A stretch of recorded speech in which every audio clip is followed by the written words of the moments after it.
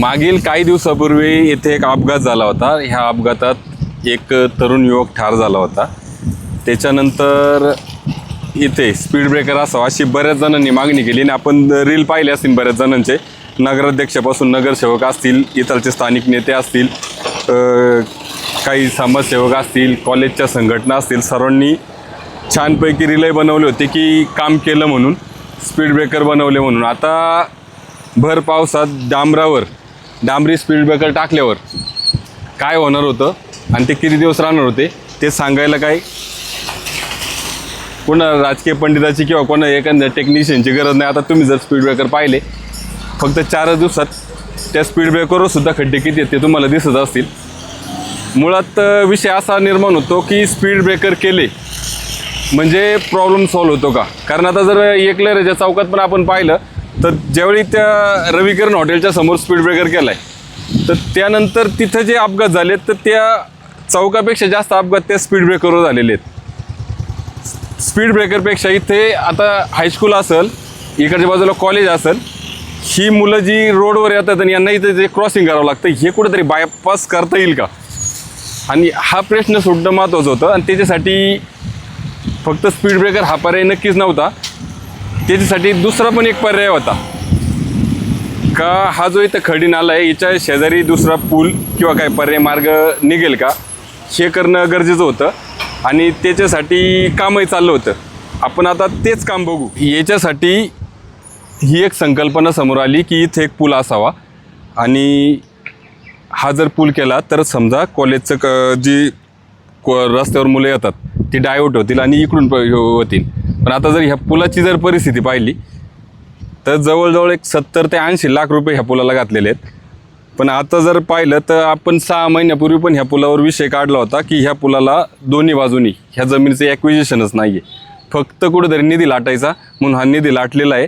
आणि पुन्हा एकदा जी वाहतूक आहे ती तशीच राहिलेली आहे. कारण आता इथं जर बघितलं तर हे खाजगी जागा आहे आणि यांची मोजणी जर पाहिली तर इथं आली आहे. म्हणजे ह्या पुलाचं भविष्य काय, जे आम्ही 6 महिन्यापूर्वी भीती दाखवली होती तीच परिस्थिती आता आपल्याला पाहायला मिळते. याच्याऐवजी जर एक साधारणतः फक्त 30 ते 35 लाखात ह्या पुला घालून एक लोखंडी ब्रिज जे म्हणतो आपण स्कायवॉकसारखा जर तसा जर काही करता आला असता तर ते शक्य झालं असतं. पण सुरुवातीपासून आपण म्हणतोय तसंच की फक्त निधी लाटायचा.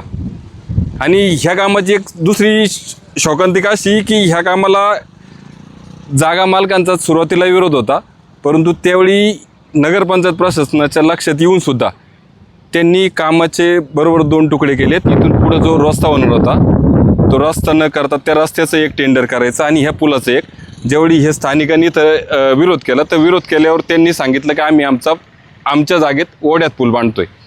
त्यांना त्यावेळी विरोध करून दिला नाही. आता त्यांची मोजणी आली तर आता ही परिस्थिती आहे. आणि आज आता इथं यायचं कारण आता इथं काही सामाजिक कार्यकर्ते आणि हे शेतकरी पण आहेत. त्यांनी त्या दिवशी पण त्या स्पीड ब्रेकरवरून पण आवाज उठवला होता आणि ह्या पुलावरून पण आवाज उठवला होता. त्यांचं आताही म्हणणं स्पष्ट आहे आणि त्यांचंच काय प्रत्येकाचंच म्हणणं आहे की इथं निधीचा पूर्णतः गैरवापर झाला आहे. ह्या पुलाचा इथून पुढं म्हणजे काडीचाही काम होणार नाही. काय परिस्थिती तुम्ही सांगाल आता? इथून हा जो पूल आहे ह्या पुलाचं 2 याच्यात काम केलेलं, 2 टप्प्यात काम केलेलं आहे. आता तुम्ही PWDच्या अधिकाऱ्यांबरोबर चर्चा पण करत होता. बरोबर. काल मनसर नगर पंचायतशी मी पहिल्यांदा संपर्क साधला होता की हा पूल कशासाठी आपण करताय किंवा काय. तर त्यांनी मला सांगितलं की हा विद्यार्थ्यांच्या सोयीसाठी आपण पूल करतोय, तिकडं रोड होणार आहे, कॉलेजची मागणी आहे. म्हणलं चालतंय, चांगलं काम आहे, काय अडचण नाही, आपल्याला काही विरोध नाही. परंतु त्यांनी करताना काय केलं, 2 पार्ट कामाचं पहिले दाखवलं का चांडवली रोड आणि रस्ता आणि साकव बांधकाम करण्याची निविदा. पहिली निविदा काढली दोन्हीची, रोडची आणि पुलाची. परंतु काम करत असताना प्रत्यक्षात त्यांना विरोध दर्शवला. काय आलं, स्थानिक लोकांच्या इथं खाजगी जागा आहे, रोड हा पूर्णतः तिकडं पाहिजे होता, पण रोड त्यांनी केला खाजगी जागेच्या अर्धवट.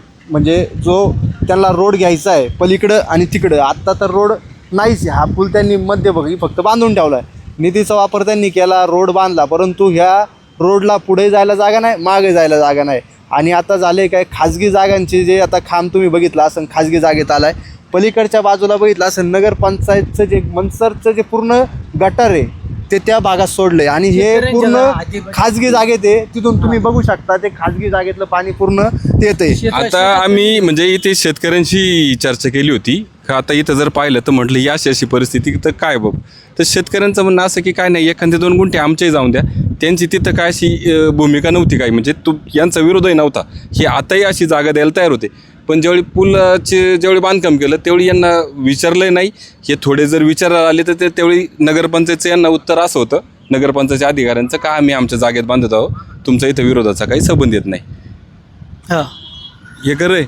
हा तुमची जागा आता आम्ही तुम्ही- आमच्या वाड्यामध्ये आहे. आम्ही म्हणत होतो हे पूल आतमध्ये बांधा रोड, पुलाला टच करा.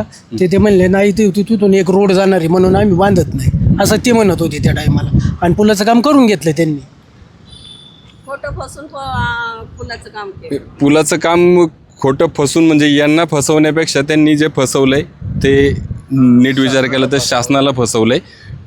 कुठंतरी रस्त्याला विरोध होणार आहे यांना माहीत होतं, कामाला अडचण येणार हे पण माहीत होतं. यांनी लगेच कामाचे 2 भाग करून फक्त पूल बनवलाय आणि पुलात पैसे काढून घेतले.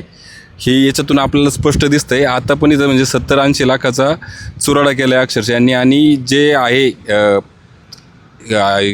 MGचे विद्यार्थी असतील, महात्मा गांधीचे लहान मुले असतील किंवा हे कॉलेजचे विद्यार्थी असेल, त्यांचं आजही हे जीव धोक्यात घालूनच त्यांना प्रवास करावा लागतो. त्याच्यातून प्रश्न काही सुटलेला नाही आहे. मी आता तुम्हाला म्हटलं तसं ह्या पुलाखालून जरी एक बायपास स्कायवॉक पद्धतीचा जरी केला असता, कॉलेजची मुले ज्यांना पलीकडच्या बाजून जायचं आहे किंवा जी हायस्कूलची मुले ती इकडून येऊन जरी रोडला कनेक्ट केली असती तरी जमलं असतं. पण यांना त्या विद्यार्थ्यांच्या जीवाचं वगैरे कुणाचं काही घेणं देणं नव्हतं. फक्त आणि फक्त निधी आला होता, त्या निधीतून टक्केवारी खायची होती, लुटायची होती. त्याच्यामुळं आता तरी जर ह्या पुलाचं जर काम आता म्हणजे याचं भविष्य 100% अंधारातच आहे.